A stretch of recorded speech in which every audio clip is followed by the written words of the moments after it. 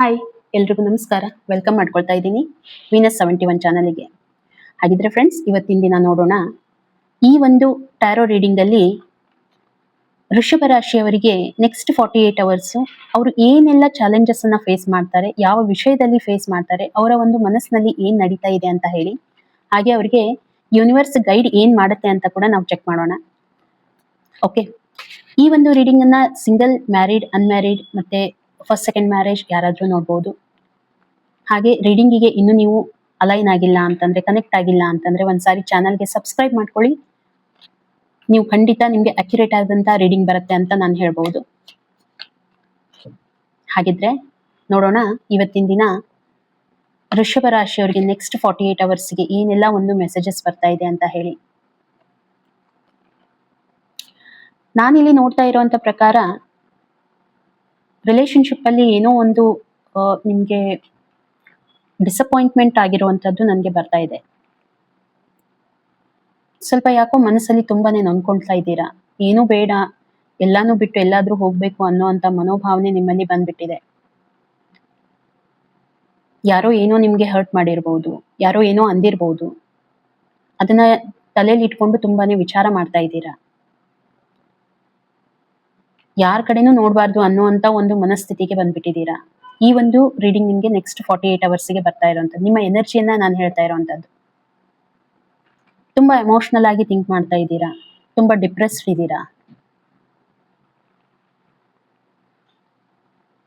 ಏನೋ ಒಂದು ಆಗಿರ್ಬೋದು ಘಟನೆ, ಅದ್ರ ಬಗ್ಗೆ ವಿಚಾರ ಮಾಡ್ತಾ ಇದ್ದೀರಾ, ಹರ್ಟ್ ಮಾಡ್ಕೊಂಡಿದ್ದೀರಾ, ಯಾರೋ ನಿಮ್ಗೆ ಏನೋ ಅಂದಿದ್ದಾರೆ, ಅದರಿಂದ ತುಂಬಾ ಹರ್ಟ್ ಆಗಿದ್ದೀರಾ. ಓಕೆ, ಎಲ್ಲಾನು ಬಿಟ್ಟು ಎಲ್ಲಾದ್ರೂ ಹೋಗ್ಬಿಡ್ಬೇಕು ಅನ್ನೋಂತ ಮನಸ್ಥಿತಿಗೆ ಬಂದ್ಬಿಟ್ಟಿದ್ದೀರಾ.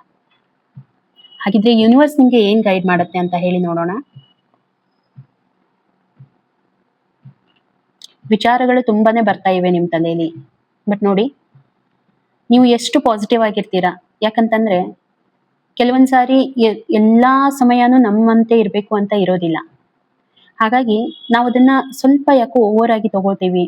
ನಿಮ್ಗೆ ಹರ್ಟ್ ಆಗಿರ್ಬೋದು, ಇಲ್ಲಂತಲ್ಲ, ಬಟ್ ಏನಾಗುತ್ತೆ, ಅದನ್ನ ನೀವು ಎಷ್ಟು ಪಾಸಿಟಿವ್ ಆಗಿ ತಗೋತೀರಾ, ಎಷ್ಟು ನೆಗೆಟಿವ್ ಆಗಿ ತಗೋತೀರಾ, ಮತ್ತೆ ಅದು ನಿಮ್ಮ ಮೇಲೆ ಎಷ್ಟು ಇಂಪ್ಯಾಕ್ಟ್ ಆಗುತ್ತೆ. ಇನ್ನೊಬ್ರು ಏನೋ ನಿಮ್ಗೆ ಅಂದಿದ್ದಾರೆ ಅಂತಂದ್ರೆ ಅದನ್ನ ನೀವು ಯಾವ ರೀತಿಯಲ್ಲಿ ರಿಸೀವ್ ಮಾಡ್ತೀರಾ ಅದ್ರ ಮೇಲೆ ಡಿಪೆಂಡ್ ಆಗಿರುತ್ತೆ. ಯೂನಿವರ್ಸ್ ಕೂಡ ನಿಮ್ಗೆ ಅದನ್ನೇ ಹೇಳ್ತಾ ಇದೆ.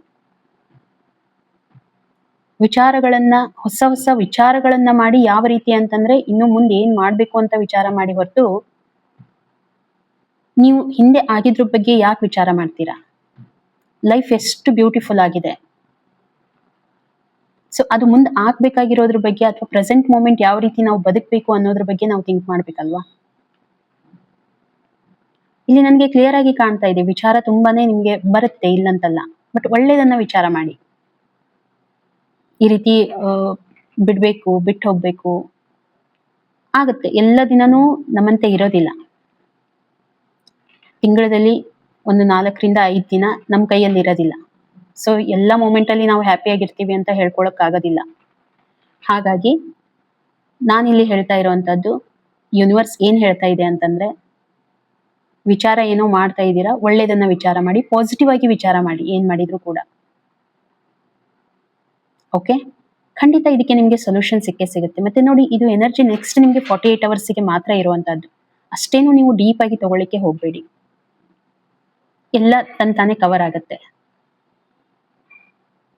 ಓಕೆ, ಸೊ ಫ್ರೆಂಡ್ಸ್, ಈ ರೀಡಿಂಗ್ ನಿಮ್ಗೆ ಹೇಗೆ ಅನ್ಸುತ್ತೆ ಖಂಡಿತ ನನಗೆ ಒಂದು ಕಮೆಂಟ್ ಅಲ್ಲಿ ತಿಳಿಸಿ. ಇಷ್ಟ ಆಗಿದ್ರೆ ಲೈಕ್ ಮಾಡಿ, ಶೇರ್ ಮಾಡಿ, ಮತ್ತೆ ಚಾನಲ್ ಅನ್ನ ಸಬ್ಸ್ಕ್ರೈಬ್ ಮಾಡ್ಕೊಳ್ಳಿ ಅಂತ ಹೇಳ್ತಾ ಸಿಗೋಣ ಇನ್ನೊಂದು ವಿಡಿಯೋದಲ್ಲಿ. ನಿಮ್ಗೆ ಡೀಟೇಲ್ ವಿಡಿಯೋ ಏನಿರುತ್ತೆ, ಡೀಟೇಲ್ ರೀಡಿಂಗ್ ವಿಡಿಯೋ, ಅದು ನೆಕ್ಸ್ಟ್ ವೀಕ್ ಅಲ್ಲಿ ಅಪ್ಲೋಡ್ ಮಾಡ್ತೀನಿ.